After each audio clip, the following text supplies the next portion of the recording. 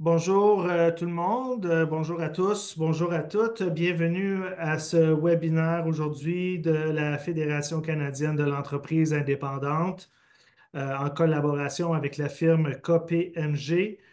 On va attendre quelques secondes pour donner le temps à tout le monde de bien se connecter à la plateforme et on va débuter le webinaire d'ici très très peu de temps.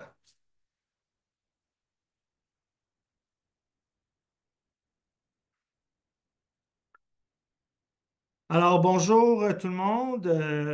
Bienvenue à ce webinaire de la Fédération canadienne de l'entreprise indépendante qu'on fait aujourd'hui avec la firme KPMG.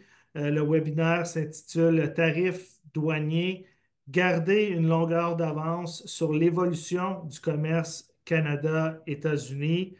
On est très heureux de vous avoir avec nous aujourd'hui.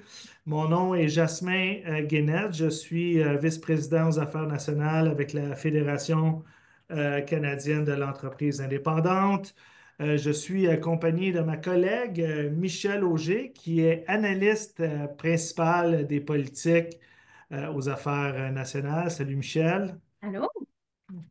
Et notre invité spécial aujourd'hui de la firme KPMG, M. James Sutton, qui est directeur principal douane et commerce international pour KPMG. Monsieur Sutton s'est joint à KPMG en 2019. Il compte plus de 25 ans d'expérience en opération et en conformité commerciale dans le domaine du courtage. Avant de se joindre à KPMG, il œuvrait au sein de l'Association canadienne des importateurs et exportateurs. Et avant ça, il a également travaillé pour certaines des principales firmes de courtage canadiennes.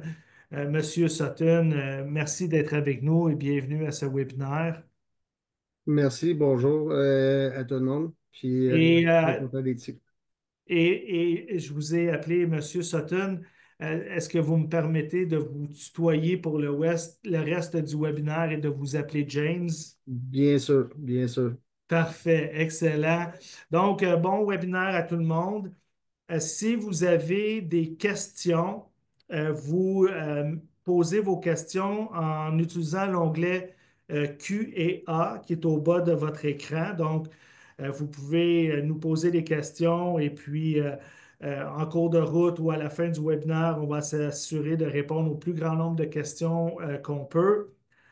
Également, dans l'onglet Chat, vous allez trouver les liens pour la présentation PDF d'aujourd'hui qu'on va partager avec vous à l'écran. Donc, vous pouvez regarder, vous pouvez télécharger la présentation à partir de l'onglet Chat.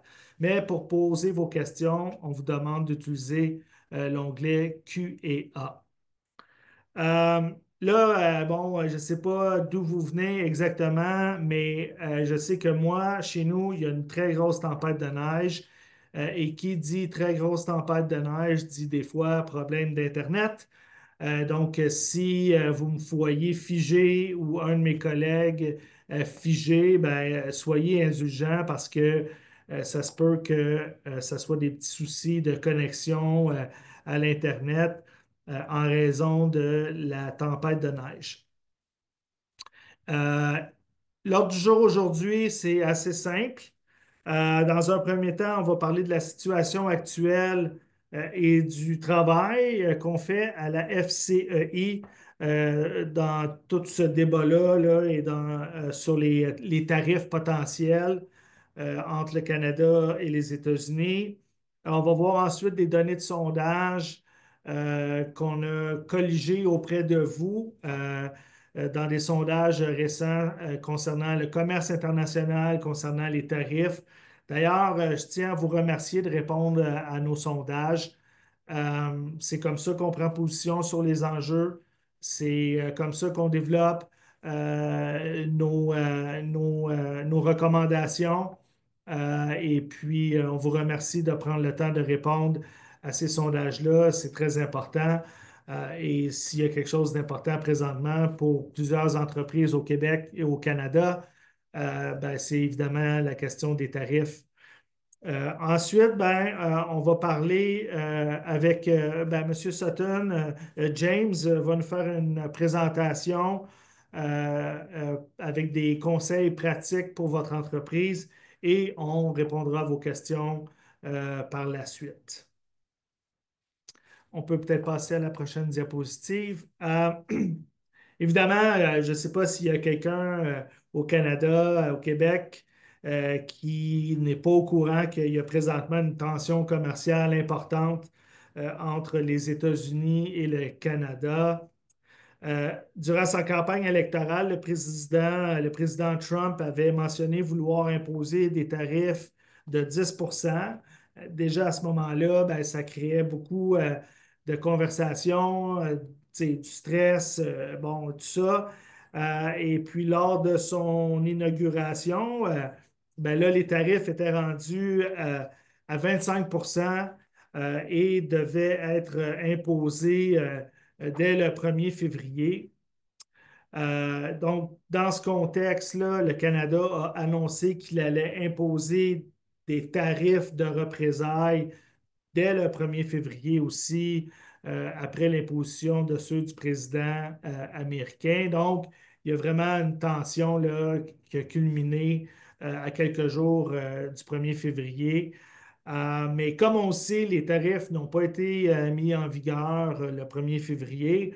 On parle maintenant de tarifs qui pourraient être imposés le 1er mars. Donc, ça, c'est la nouvelle date butoir que le président américain a annoncée.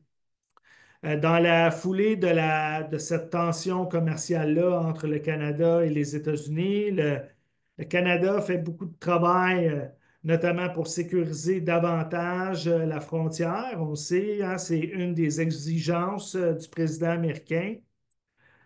Et les élus fédéraux ont fait de très nombreuses rencontres là, avec des personnes clés aux États-Unis pour tenter un peu de calmer le jeu et puis de s'assurer qu'il n'y a pas de tarifs imposés là, par le président américain. Les provinces sont aussi très actives là. Sur l'écran, ici, vous voyez le premier ministre de l'Ontario, Doug Ford, avec sa fameuse casquette Canada is not for sale. Le Canada n'est pas à vendre. Une réplique directe là, aux commentaires du président Trump à l'effet que le Canada pourrait devenir le 51e État des États-Unis. Mais juste hier, les premiers ministres des provinces étaient à Washington pour rencontrer différents intervenants afin de trouver une solution pour mettre un terme, si on veut, aux tensions qui existent en ce moment. Donc, une tension qui est palpable et beaucoup de travail autant du gouvernement fédéral que des provinces pour essayer de voir comment on peut régler la situation. Euh, Ce qui n'aide pas la situation actuelle, en quelque sorte, là, c'est le vide politique qui existe en ce moment sur la scène fédérale. Et par vide politique, là, je vais m'expliquer.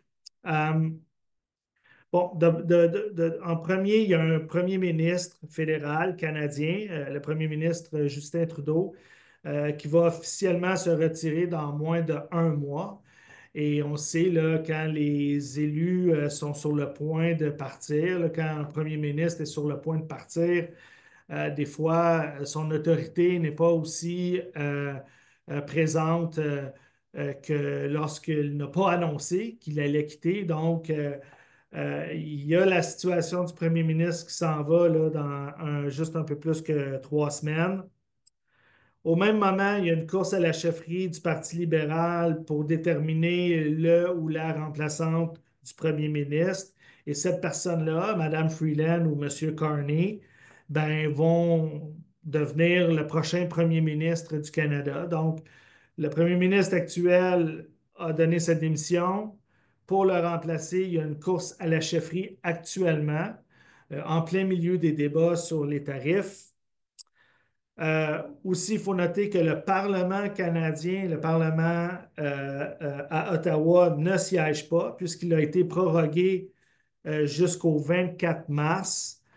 Et le fait que la Chambre des communes ne siège pas, le fait que les parlementaires ne sont pas à la Chambre pour débattre, ben, ça peut retarder la mise en place de législation qui deviendrait peut-être nécessaire compte tenu de la situation actuelle entre le Canada et les États-Unis.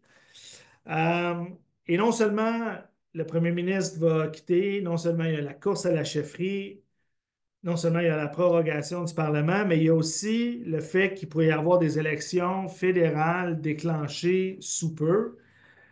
En fait, les rumeurs laissent croire que dès que le chef du Parti libéral va être nommé, soit le 9 mars, euh, ben, il pourrait y avoir des élections déclenchées peu de temps après. Et donc, ça pourrait dire qu'il pourrait y avoir des élections à la fin avril ou au début du mois de mai, là, la journée du scrutin. Donc, le paysage politique fédéral actuel n'avantage pas en quelque sorte le travail des Canadiens face aux Américains. Et puis, on peut même se demander si la stratégie du gouvernement américain, c'est pas en partie de tirer avantage de ce contexte politique-là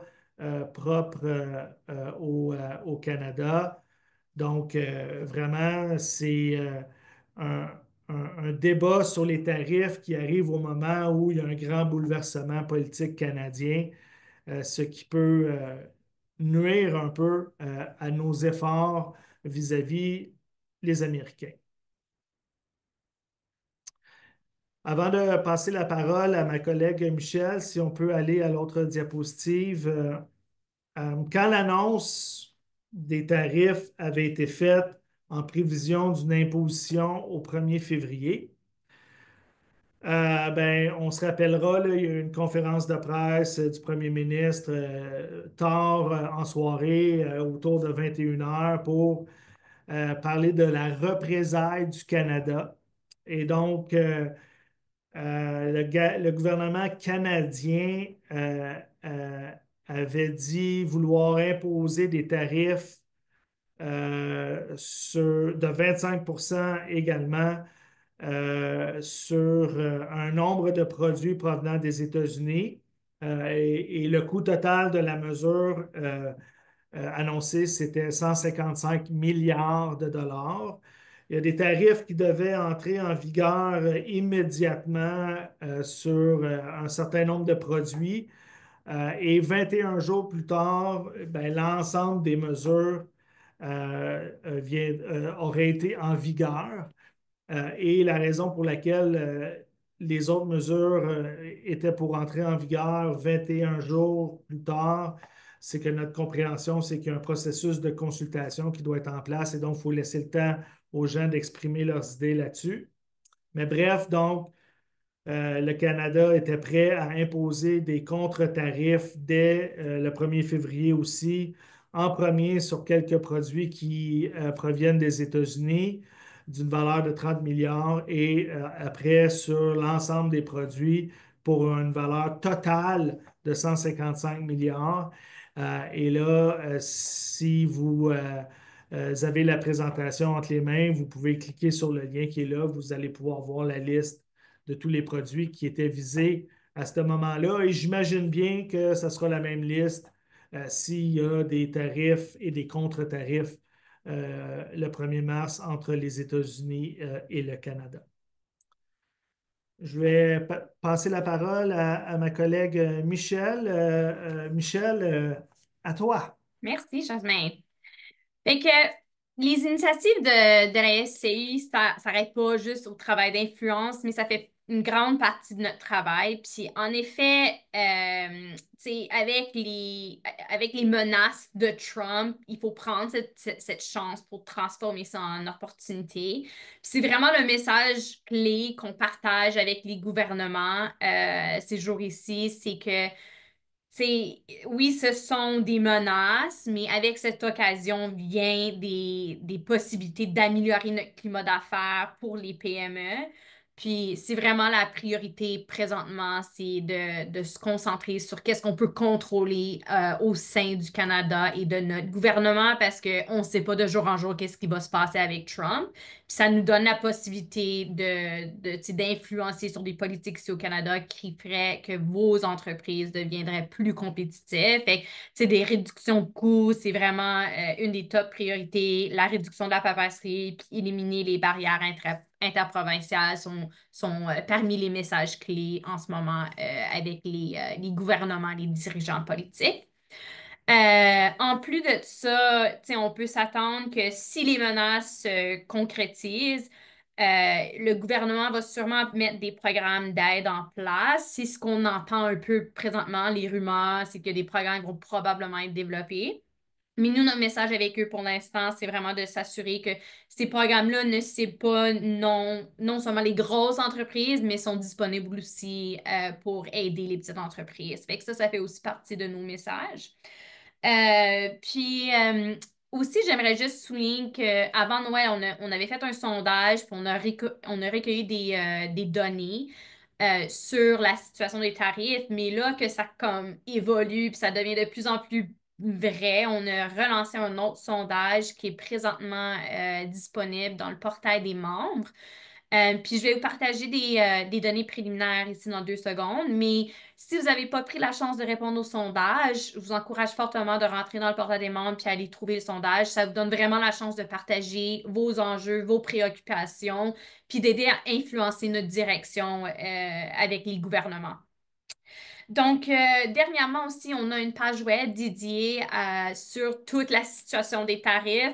Encore, c'est très difficile de constamment faire des updates au site web, mais on essaye le plus souvent mettre l'information les plus récentes puis les plus récentes annonces de Trump là-dessus. Mais sur la page web aussi, il y a de la possibilité d'accéder.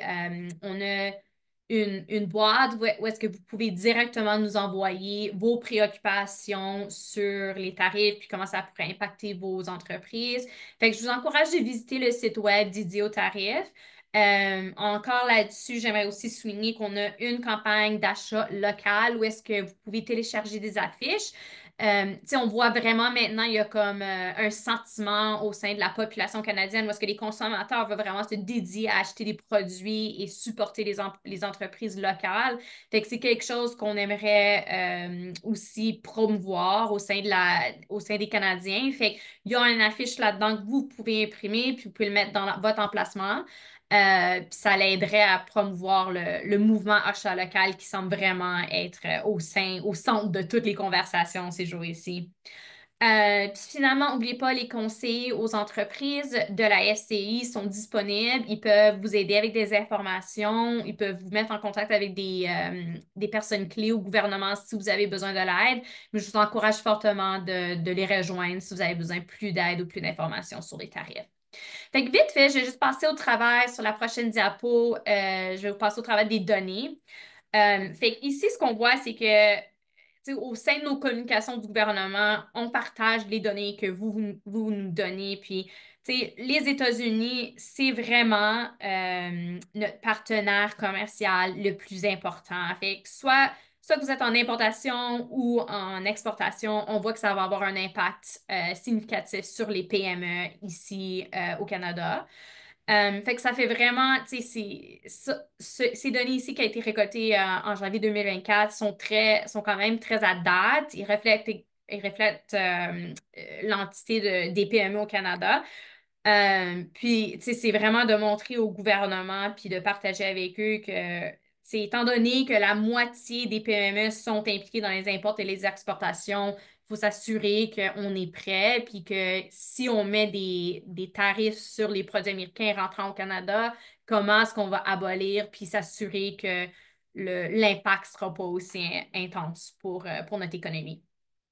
Fait que sur la prochaine diapositive, ça, ce sont des données préliminaires du sondage qui est présentement ouvert. Je crois que notre département de recherche va fermer le sondage demain. Donc, encore, j'encourage, vous pouvez prendre 2 minutes à aller répondre au sondage.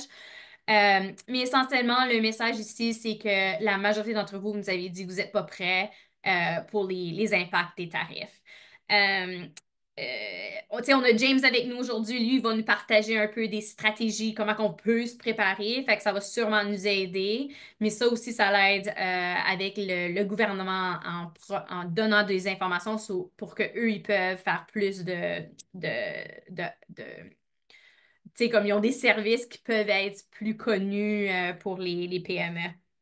Finalement, la dernière diapo que je veux vous souligner, c'est vraiment une diapo sur les priorités pour les gouvernements avec la situation des tarifs. Fait que, comme que j'ai mentionné plus tôt, tu sais, c'est une situation en ce moment qui beaucoup d'incertitudes, mais ce qu'on sait, c'est que nous, on peut contrôler qu'est-ce qu'on fait ici au Canada. Puis ce message est reflété dans les résultats de ce sondage, où est-ce que, tu sais, les PME, vous nous aviez dit que qu'est-ce qui est important à l'instant, c'est de s'assurer de créer un climat d'affaires qui est très compétitif.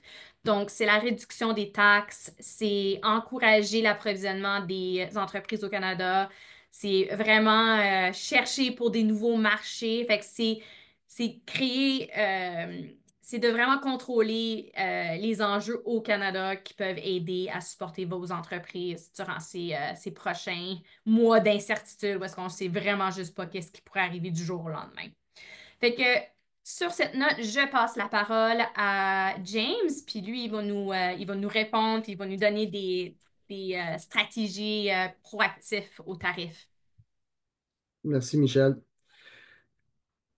Ici, sur la diapositive, on parle de comment on détermine les droits à payer. Puis, je vais juste faire ça, essayer sans répéter le survol de Jasmin et Michel par rapport à les tarifs, qu'est-ce qu'ils se sont, comment ils peuvent s'appliquer en représailles, mais plutôt dans les termes plus pratiques. Puis avec les 6 cercles ici sur l'écran, c'est semble très simple, mais quand même, ça comprend plusieurs concepts fondamentaux qui concernent la douane et les importations. Surtout, on parle, c'est plutôt universel. C'est pas juste pour les importations aux États-Unis, mais aussi les importations envers le Canada, puis dans d'autres pays autour du monde. Mais une des premières choses que je voudrais dire, c'est qui est très important, c'est que nous dédouanons que des produits ou des biens physiques. Euh, ne dédouane pas on ne déclare pas des services comme tels à la frontière. Comme exemple, sinon on serait pogné à dédouaner des courriels et des documents qu'on peut envoyer par moyen électronique. Euh, c'est très important quand on réfléchit sur la manière dont on détermine les droits à payer, parce que les services, en principe, ne sont pas couverts par le dédouanement ou les tarifs, à moins que dans certaines circonstances, des logiciels qui font partie d'un équipement qui traverse la frontière, si la valeur les équipements fait partie de la machine ou de l'appareil, dans ce cas, c'est pas un service, mais un logiciel quand même, c'est comme intangible, serait poigné par les tarifs. Um, Avant d'avancer particulièrement dans le premier cercle, j'aimerais aussi mentionner une des questions je me fais poser très souvent, c'est qui est responsable de payer les tarifs au moment d'importation aux États-Unis, mais quand même de l'autre côté à l'importation au Canada. C'est le concept d'importateur légal. Puis, comme on entend souvent parler ou nommé par son nom et acronyme en anglais, c'est le IOR ou le Importer of Record, qui est l'importateur légal et qui est responsable pour la déclaration aux douanes, y compris tous les données, la paperasse, et sont tenus responsables du paiement de droits, d'autres frais connexes et les tarifs qui seront possiblement imposés bientôt. Beaucoup de compagnies ou d'entreprises canadiennes agissent comme importateurs légaux non résidents pour les biens qu'ils exportent aux États-Unis. C'est souvent, on parle avec des entreprises où on a soit les clients qui agissent comme importateurs, à ce moment-là, ça serait les clients aux États-Unis, mettons, qui seraient responsables des tarifs puis la documentation de douane.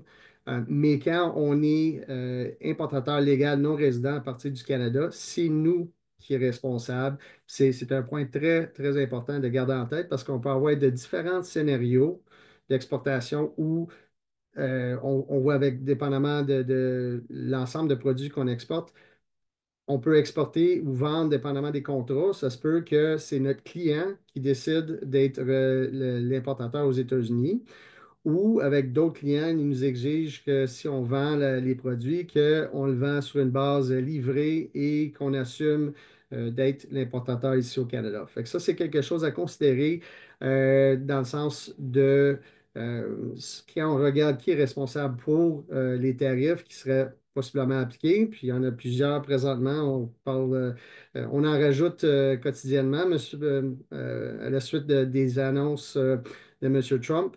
Mais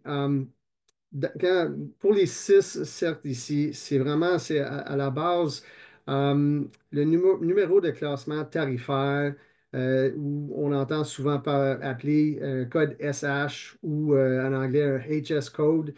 C'est un numéro qui représente dans le système harmonisé de l'Organisation mondiale des douanes à l'international. C'est une hiérarchie de une cédule qui liste des numéros qui représentent tous les biens physiques possibles. Il y a une place pour chaque item qu'on peut penser. Ça commence avec des produits de base, de primaire, et ça avance comme des produits plus transformés, comme on a des légumes, des produits, des minéraux et la transformation des codes de classement changent et ça avance des produits plastiques, des produits chimiques, de l'acier, de l'aluminium, comme on entend parler, qu'il y a des tarifs qui vont s'appliquer le 12 mars prochain. Euh, et ce classement tarifaire est très important parce que quand on détermine c'est quoi le classement tarifaire, il faut aussi prendre en compte le pays d'origine qui est très, très, très important. Puis quand on parle de pays d'origine, c'est pas nécessairement le pays dont nous achetons la marchandise. C'est vraiment plutôt le pays de fabrication ou de production, de transformation dans le produit fini qu'on exporte. Puis la classification et le pays d'origine ensemble nous permet d'identifier le taux de droit normal applicable à la marchandise. Puis la raison que je mentionne par rapport le pays d'origine puis l'importance, c'est parce que souvent, euh, quand qu'on achète des produits d'un fournisseur en Europe, exemple, ou au Manitoba, euh, souvent, si on n'a pas transformé la marchandise des produits d'Europe, présentement, on n'a pas de tarif sur les produits d'Europe qui transigent à travers le Canada vers les États-Unis, mais il se peut que M. Trump rajoute d'autres tarifs sur les produits européens. Alors, c'est important de comprendre d'où vient la marchandise et quelle origine parce que ça peut affecter le taux de droit normal qu'on applique. Euh, et si la marchandise, exemple, si on importe un produit qui est fabriqué en Chine, Puis ça passe à travers le Canada, mais il n'y a pas assez de si on peut faire certaines opérations, mais on ne transforme pas le produit suffisamment pour changer l'origine, même que ça provient du Canada. Le produit peut être d'origine chinoise, même si on a fait certains travail sur les biens pendant qu'ils étaient ici au Canada. Fait que c'est très important parce que ça peut affecter le taux de droit applicable. Quand on identifie le taux de droit normal, en temps normal, c'est pour calculer pas juste les droits qu'on a présentement, ça comprend le taux normal avec les taux de tarif. Exemple, le 25 qu'on parle sur tous les produits à part des produits énergétiques, euh, qui est à 10 un autre taux. C'est très important de le considérer. On ajoute le taux normal, le taux de tarif, puis ils peuvent avoir plusieurs tarifs, pas juste le 25. On peut en bon anglais, les stacker un par-dessus l'autre. Et on multiplie fois la valeur en douane pour la marchandise, qui est généralement le prix de vente de la marchandise pour déterminer les sommes dues au gouvernement si on exporte aux États-Unis, vers les États-Unis. Jasmin? James, juste deux petites choses. Donc, vous avez dit que si le produit arrive d'Europe, puis que l'entreprise fait juste prendre ce produit-là, puis elle l'envoie aux États-Unis, elle ne pourrait pas nécessairement être assujettie au 25 parce que c'est pas une exportation canadienne, mais c'est une exportation qui vient d'un autre pays qui transige par le Canada, c'est ça? Oui, puis on peut jouer avec les mots, mais le produit est basé sur l'origine. Si on ne change pas le pays d'origine, donc où c'est produit, manufacturé, transformé dans la forme où on l'exporte vers les États-Unis, c'est ça. Si c'est origine France et on n'a pas changé le produit, mais on l'a importé au Canada et on le réexporte aux États-Unis, il n'y aura pas de tarif applicable sur la base que c'est un produit canadien, parce que ce n'est pas un produit canadien. Ouais. Si on rajoute des tarifs sur les produits d'Europe, Ben et là, possiblement aujourd'hui, on entend parler que peut-être il va y avoir des tarifs appliqués sur le monde qui exporte vers les États-Unis, ça changera la donne, mais en principe, c'est l'origine de la marchandise détermine s'il y a des tarifs qui seront appliqués. puis l'autre chose, là, vous avez dit que en bon français, ça pourrait stacker. Donc, les tarifs de 25 pourraient être appliqués en plus de tarifs qui seraient déjà appliqués à des produits canadiens qui s'en vont aux États-Unis. C'est ça? Oui, juste pour ajouter, je dirais, c'est ça. Si, mettons, on a un produit d'acier qui serait imposé des tarifs généralement de 25 puis ce que M. Trump a annoncé dimanche, lundi passé, qu'on va rajouter un autre tarif sur des produits d'acier, certains produits d'acier, c'est qu'on aura le taux normal. Si, mettons, la plupart des produits en acier sont soit zéro ou entre 6 mais ça, mettons, c'est le 6 normal, le 25 sur tous les produits d'origine canadienne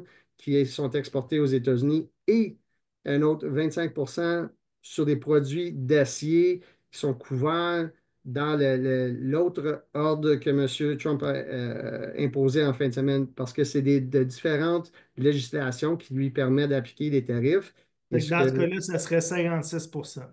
c'est ça, c'est ça, malheureusement. OK. Michel?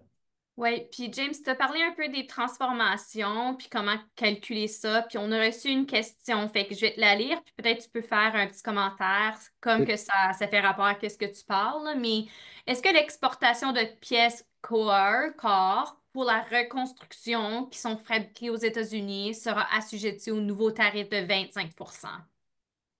Des produits, excuse, si tu peux me répéter, Michel, des produits corps. L'exportation de pièces core pour reconstruction, fait que transformation, j'imagine, qui sont fabriquées aux États-Unis seront assujettis au nouveau tarif de 25. Fait que peut-être parler un peu généralement de la transformation puis comment que ça fonctionne sur les tarifs. Oui. Puis oui, puis justement, dans une des prochaines diapos, on parle un peu d'origine puis des accords de libre-échange. Euh, ce qui est ce qui a été annoncé et mis en suspens pour le moment, c'est pour des produits qui rentrent au Canada, exemple origine US, qu'on va travailler, transformer. Les règles d'origine qui sont en place sous la CEM, l'accord de Canada, États-Unis, Mexique, ou le nouveau NAFTA, l'ALENA, si on veut.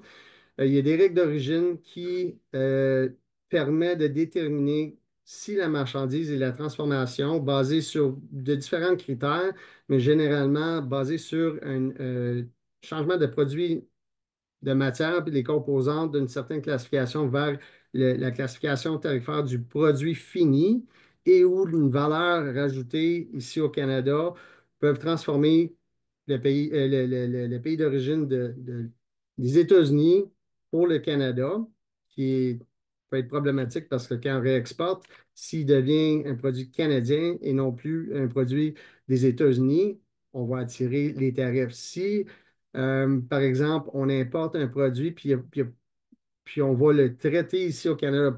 Exemple, on va réemballer le produit, mais on ne rajoute pas vraiment de la valeur suffisamment pour changer le pays d'origine.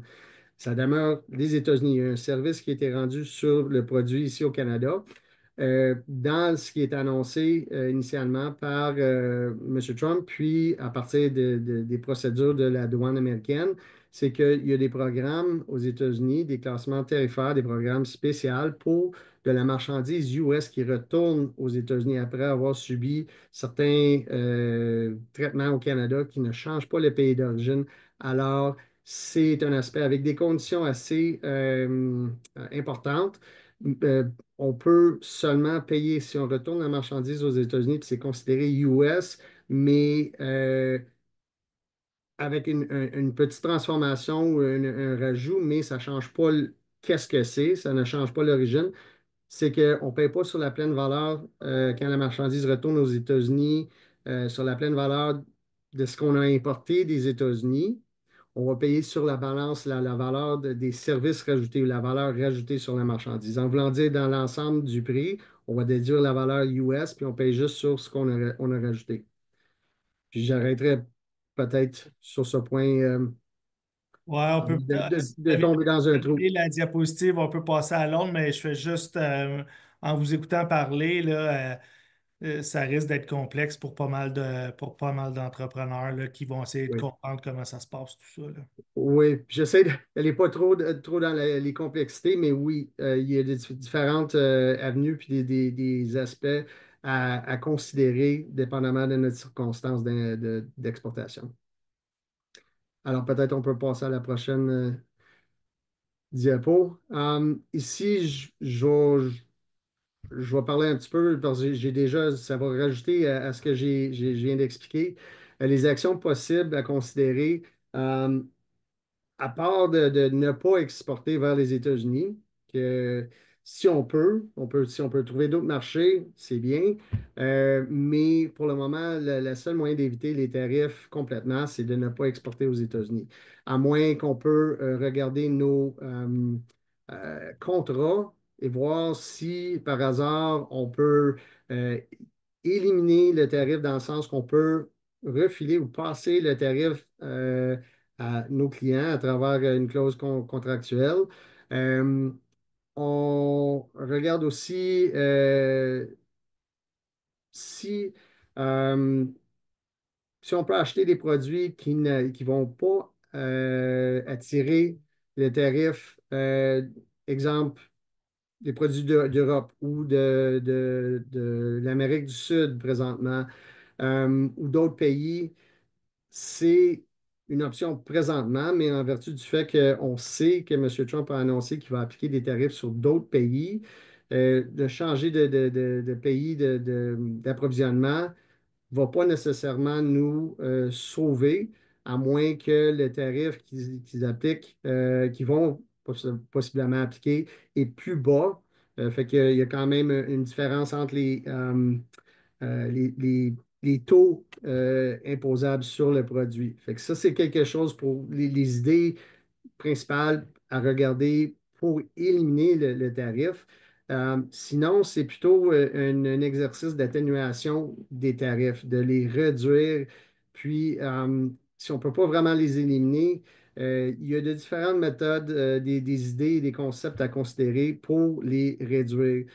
Puis, une des plus simples et ben, simple dans un sens que c'est quelque chose qu'on peut influencer directement, puis regarder, c'est la valeur sur laquelle on vend la marchandise à l'exportation, qui est généralement, comme j'ai mentionné tantôt, la valeur en douane, c'est généralement quand on a une vente pour exportation, c'est le prix de vente qu'on va se servir pour euh, déterminer les tarifs qui vont être applicables.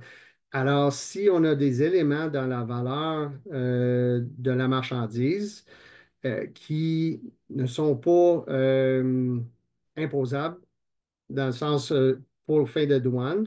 Il y a certaines additions et déductions par rapport aux différentes méthodes qu'on a pour établir la valeur en douane.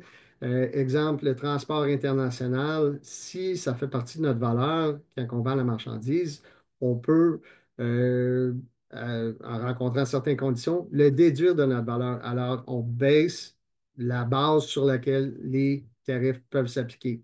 Ça, c'est une des... La valeur en douane, c'est quelque chose à regarder. On peut aussi regarder, on a parlé un petit peu, le pays d'origine, puis les accords de libre-échange, pour s'assurer si par hasard on se sert d'un accord de libre-échange comme la CUN, le nouveau ALENA NAFTA, c'est que si on se sert de des bénéfices, on veut s'assurer on sait que les autorités douanières aux États-Unis vont avoir une vigilance accrue et possiblement des vérifications. Euh, Fait que plus de vérifications sur l'origine et valeur, c'est très important de regarder et s'assurer que nos certificats d'origine et nos produits sont éligibles pour les accords pour ne pas se faire cotiser par après ou se faire enlever nos bénéfices. Puis soudainement, on exportait puis on ne payait pas de droits à l'importation. Puis à part du 25 qui pourrait s'appliquer, mais soudainement, on se fait enlever puis on est obligé maintenant de payer un autre 6. Fait que c'est des choses à regarder. Euh, Puis surtout, les considérations au niveau de la chaîne d'approvisionnement qui peuvent aider à atténuer l'impact des tarifs par rapport au positionnement de marchandises, le flux de mouvement de biens, des matériels qu'on sert ou des produits.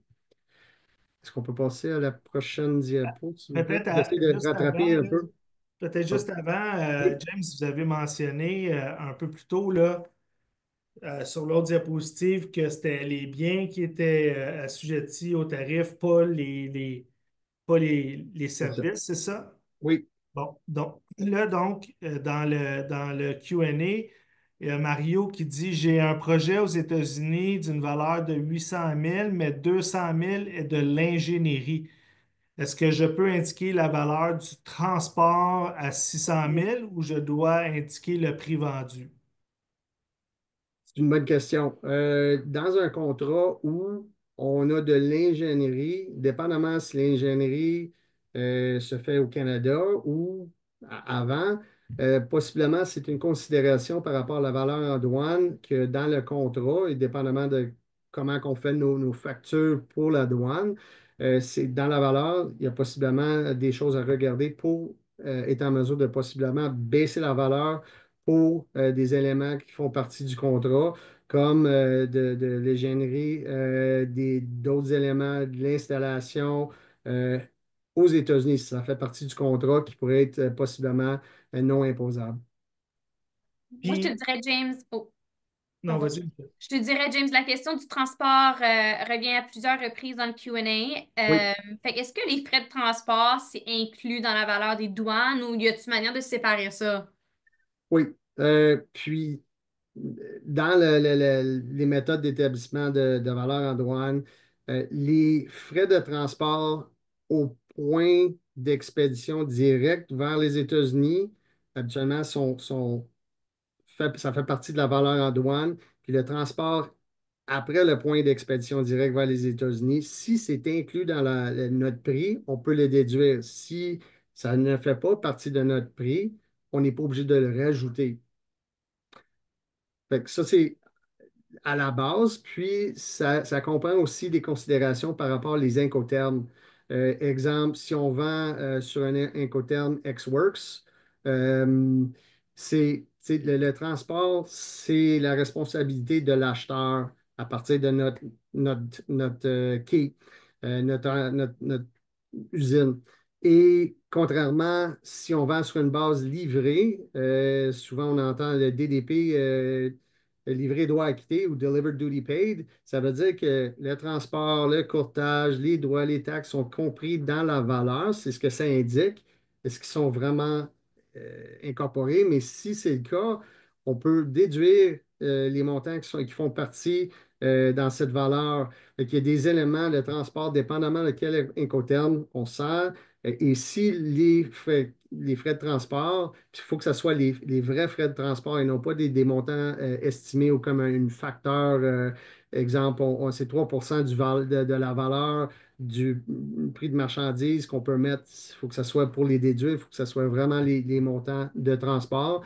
Et des fois, dépendamment encore de l'Incoterm, les assurances, puis les frais connexes sont possiblement, euh, c'est Mais possible de les enlever aussi. je suis pas sûr de tout à fait comprendre, là, mais mettons, là, quand vous dites baisser la valeur, ça veut-tu Oui, dire que, je sais pas moi, j'envoie des chaises aux États-Unis, là, oui. puis dans mon prix de chaise, j'ai le coût de transport, j'ai le coût de je sais pas quoi. Quand vous dites baisser la valeur, là, ça veut-tu dire que là, j'envoie la facture à mon client aux États-Unis juste pour le prix des chaises? Puis là, je serais imposé à 25% sur les chaises.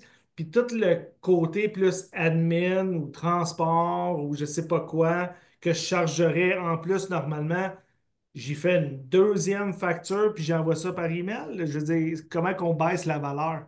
Oui, ben, la valeur, dépendamment comment on construit notre prix et sur la facture, puis il y a de différents formats de facture des douanes, si on veut. Souvent, vers les États-Unis, ils appellent ça une facture pro forma. Mais les montants pour certains éléments comme le transport, s'il y a des emballages qui sont à part et en plus de ce mettons, on emballe notre produit, je vends un téléphone cellulaire, puis l'emballage en carton, puis le plastique, ça fait partie du prix. Mais si on a à rajouter des montants pour de l'emballage particulier pour expédier mes téléphones cellulaires, ça peut qu'il faudrait rajouter ces éléments-là à la valeur. Fait que on prend, mettons, le prix de vente qui comprend notre coût de la marchandise, les différentes dépenses, un élément de profit, exemple. Si ça comprend le transport à partir du point de départ, dépendamment de l'écoterme. Si c'est inclus, on peut le déduire, mais et sur la facture, il y a habituellement, on indique l'incoterm, les termes des conditions de vente, et on va indiquer s'il y a un montant de transport qui est inclus et on peut le déduire, on l'inscrit. Si c'est inscrit, le courtier en douane, habituellement, va être en mesure de soit le déduire ou de ne pas rajouter ce montant sur la valeur déclarée à la douane. Ça peut être inscrit sur la Comprends. facture, Fait que que ça soit clair. la facture, elle reste la même. Si tu envoies une facture à ton client, 5 000 piastres, mais les frais seraient imposés sur 4 000 piastres parce qu'il y a 1 000 piastres de ta facture qui peut être déduit par le courtier. C'est ça? C'est ça.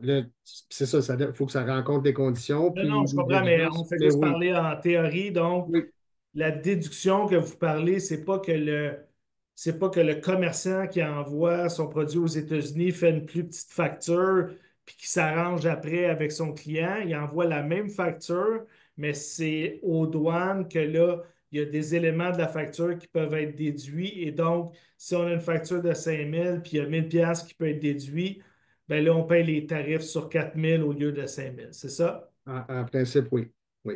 C'est très important de regarder la valeur bien comme il faut.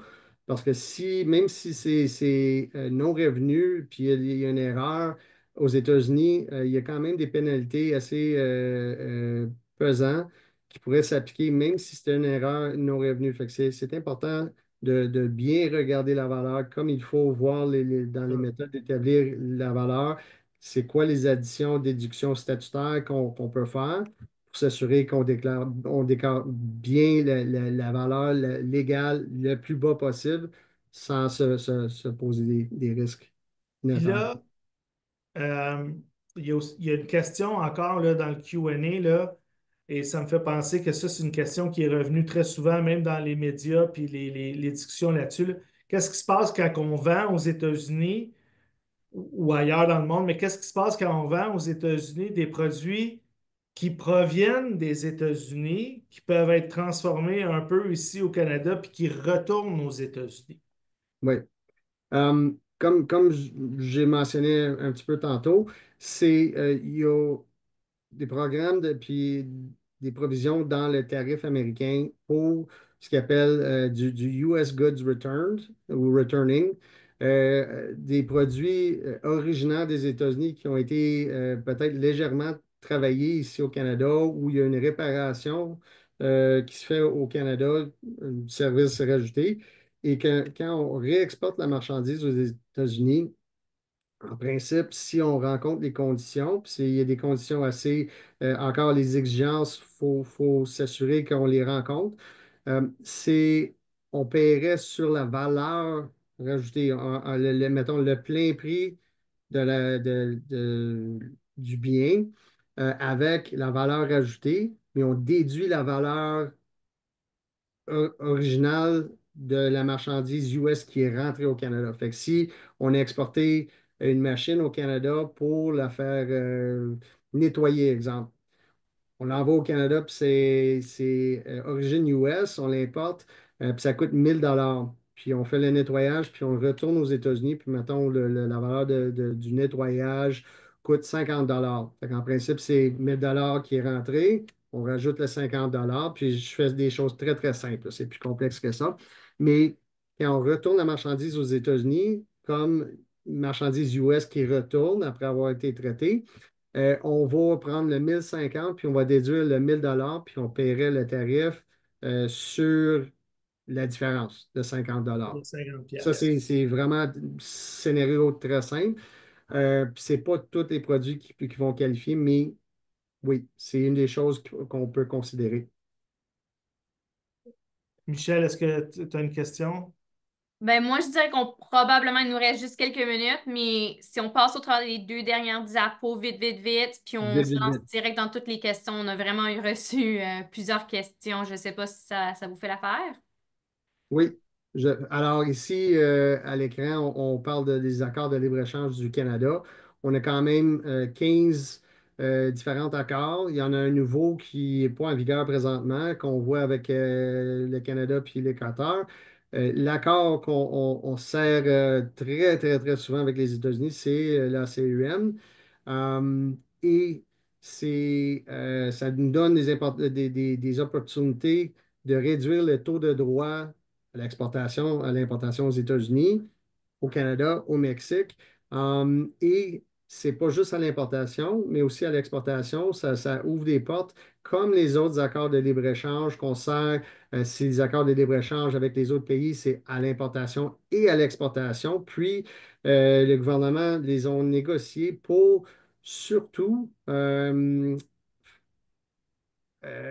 ouvrir les portes à la diversification canadienne pour nos produits, les entreprises canadiennes, pour ouvrir les marchés dans les autres pays. Fait que c'est une grande opportunité. On couvre quand même, avec nos accords de libre-échange, 60% du PIB. euh, et ça couvre toute une panoplie de pays où on peut offrir nos marchandises. Puis, on est moins dépendant sur le marché aux États-Unis. Et les gens qui sont sur le webinaire aujourd'hui et ceux qui se sont inscrits vont recevoir la présentation puis ils vont avoir cette map-là. Donc, Oui, ça peut être un outil utile. Oui. Puis peut-être on passe à la prochaine diapo, puis ça va. ouais. euh, je Fait qu'on rajoute. passera pas beaucoup de temps là-dessus, Oui, oui. mais. Vraiment, ce que je viens de dire par rapport à la diversification dans les autres marchés à part des États-Unis, on a le service des délégués commerciaux d'Affaires mondiales Canada qui offre non pas juste des solutions de financement, mais ils peuvent aider dans les pays où on prévoit ou peut-être on voit des opportunités. Selon un accord de libre-échange, pour ouvrir la porte, ils peuvent vraiment aider d'expliquer comment ça marche, le marché marche dans le pays. Donner des conseils. BDC Canada et EDC Canada, même principe, c'est surtout axé sur le financement. Mais BDC donne et EDC donne aussi des conseils sur les meilleures façons d'exporter. Puis Emploi et Développement social Canada, c'est surtout côté ressources humaines par rapport à nos activités à l'international. Puis les deux points en bas de l'écran, c'est très important dans les provisions que le gouvernement du Canada offre. Par rapport aux tarifs, il y a un processus de remise. On peut demander une remise décret pour se faire exempter ou alléger les tarifs à l'importation dans certaines circonstances exceptionnelles, dans le sens que si ça va nuire à l'économie au Canada, si la marchandise n'est pas disponible, etc. Et comme on a mentionné, on prévoit aussi que le gouvernement va avoir d'autres moyens de supporter les entreprises ici au Canada si les tarifs s'imposent bientôt. Oui, on a une question de Sylvain ici c'est une question qu'on a souvent entendue, là. C'est qui paye les tarifs? Est-ce que c'est le fournisseur canadien? C'est l'acheteur américain? Disons qu'il y a des tarifs américains sur les produits qui proviennent du Canada. C'est ça. On exporte vers les États-Unis. Oui, Mhm. C'est ça l'importance que j'ai mentionnée tantôt par rapport à qui va agir comme l'importateur légal aux États-Unis. C'est l'entité qui se déclare comme importateur, que ce soit paye les tarifs. qui va payer les tarifs, que ce soit notre client aux États-Unis. Si c'est eux qui agissent comme importateurs, c'est eux qui sont responsables des tarifs, des droits et tarifs. Et si c'est nous, l'entreprise ici au Canada, qui exporte aux États-Unis, mais agit comme importateur non résident aux États-Unis, ce serait nous qui serions tenus de payer les tarifs. Fait que c'est l'importateur légal là, qui Oui, paye le tarif de 25 et non pas le fournisseur qui envoie ses produits. Et, c'est ça. et là, ça serait la même logique pour les contre-tarifs canadiens. Oui, oui. C'est l'importateur au Canada qui serait tenu de payer les tarifs. Tarifs excusez, surtaxe de représailles qu'on l'appelle ici au Canada, au lieu de tarifs. Puis juste pour ajouter, du côté des États-Unis, c'est leur agence frontalière qui va collectionner l'argent, mais du côté du Canada, c'est l'Agence frontalière des services du Canada, fait que Oui, l'AFSC. FC, Puis oui, c'est avec le portail en ligne CARM qui vient de lancer qui ferait la collecte de l'argent sur les tarifs. Eux, ils nous exact. ont déjà dit que leurs systèmes sont prêts si les tarifs au Canada sont implémentés. Et je pense qu'on a cette ressource-là sur notre page web, hein, Michel? Oui, c'est un très bon point, Jasmine. Fait que si on n'a pas le temps de répondre à toutes vos questions aujourd'hui, la majorité des questions qu'on répond aujourd'hui vont être rajoutées à notre page web. Fait que vous pouvez aller consulter la section FAQ, là. On a vraiment développé une série de questions pour vous répondre. Euh, je ne sais pas si on a le temps encore de répondre à deux, trois questions, mais une autre qui semble être très populaire parmi nos membres, c'est le concept de si tu as une entreprise canadienne, une entreprise américaine qui sont affiliées, tu veux Mhm. exporter tes produits aux Américains, est-ce que, est-ce que cette compagnie-là doit payer les tarifs sur le produit qu'ils envoient à leur propre compagnie? Encore, oui, puis entre des entités liées, hum, ça dépend qui, parmi les deux entités, va agir comme importateur. L'entité qui va agir comme importateur va payer les tarifs.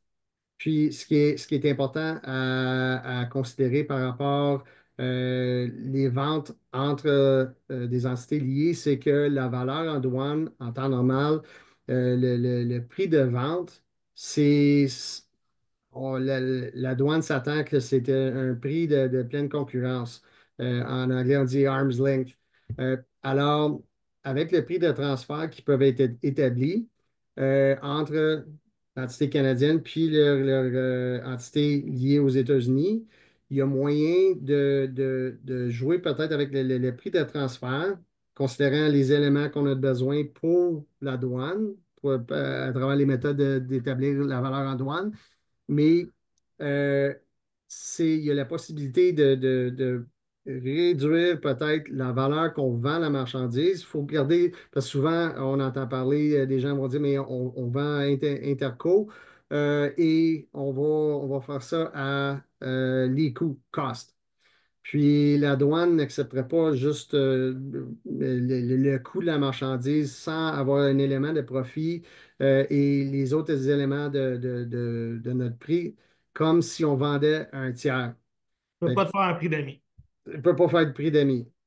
On peut jouer un petit peu, dépendamment, les éléments, comme le transport comme on parlait tantôt, et d'autres éléments par rapport aux frais de gestion, de R&D, des frais administratifs. Il y a des éléments qu'on peut regarder, mais justement, ça dépend à la question à la base, qui paye les tarifs, ça dépend que ce soit entités liées, c'est quelle entité va agir comme importateur. Je veux qu'on soit respectueux du temps, là. Si on prend une dernière question, assurons-nous d'y répondre rapidement parce qu'on a déjà passé l'heure prévue de terminer. As-tu une dernière question, Michel, que tu souhaitais poser? Une autre question qu'on reçoit souvent, c'est s'il y a déjà une deuxième vague. Fait que s'il y a une deuxième vague de tarifs du côté canadien, est-ce que la liste est déjà disponible? Puis la réponse est non, cette deuxième liste n'est pas disponible, mais qu'est-ce qui arrivera, c'est qu'une fois que la première liste vient en effet, il y aurait une consultation de 21 journées où est-ce que nous, on y participerait, on partagerait un peu les préoccupations de nos membres, et puis de cette consultation-là, une deuxième liste serait finalisée. Oui. Excellent. Je Oui. pense qu'on peut passer à la prochaine diapositive. On garde ça très rapide. KPMG, comme bien d'autres euh, services professionnels, on offre un one-stop shop, si on peut, un guichet unique pour tous les questions, les considérations par rapport au tarif, pas juste côté douane, mais prix de transfert, chaîne d'approvisionnement, le risque financier et si vous avez des questions, n'hésitez pas à nous contacter. Ça ne vous engage à rien. On aide, souvent on entend parler que KPMG, ça doit être des énormes compagnies qui travaillent avec. Oui, mais aussi on travaille avec tous les grandeurs d'entreprise et ça nous ferait plaisir d'en discuter, voir comment on pourrait vous guider, vous aider. C'est sûr que la situation actuelle, ça risque d'être complexe pour pas mal de gens. Donc, si vous avez besoin d'aide, n'hésitez pas à contacter des professionnels. Oui. Ça peut vraiment être utile là, pour vous aider à comprendre ça si vous avez des produits que vous envoyez aux États-Unis ou même s'il y a des produits qui rentrent au Canada. Je veux en profiter, Monsieur Sutton, pour vous remercier beaucoup. Ce n'est pas un sujet qui est facile.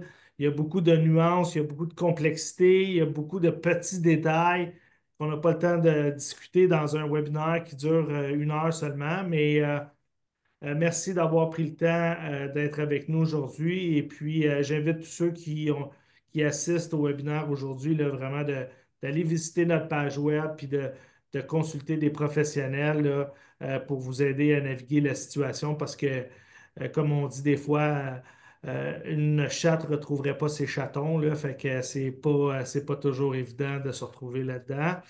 On a un prochain webinaire dans à peu près 3 semaines sur l'actualité de l'heure à Ottawa. J'imagine qu'on devrait reparler des tarifs à ce moment-là. C'est à souhaiter qu'on en parle parce qu'il n'y en a pas. Mais je veux dire, ça se peut que ce soit encore d'actualité. Donc, inscrivez-vous à notre prochain webinaire le 5 mars. Ça va nous faire plaisir de discuter avec vous.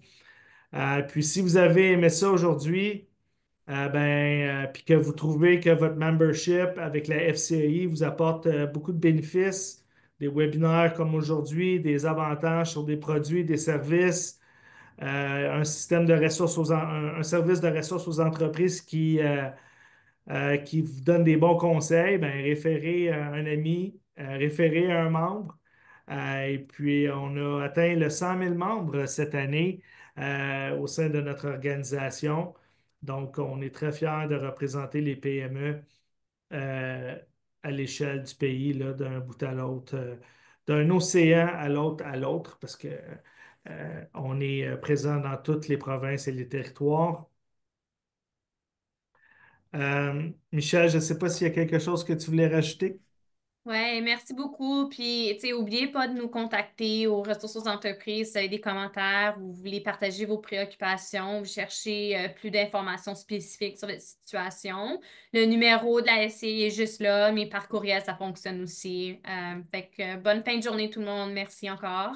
Puis, en terminant, je ne veux pas passer sous le silence les personnes que vous n'avez pas vues à l'écran qui nous ont aidés, nos collègues Alisha, Vaïd, Mkesh et Jennifer qui nous ont aidés pour le webinaire. Sans ces collègues-là, on n'aurait pas pu vous présenter aujourd'hui le webinaire, donc je les remercie profondément. Et puis, encore une fois, M. Sutton, un très grand merci pour avoir partagé votre expertise. Bienvenue. Merci beaucoup. Au revoir. Au revoir.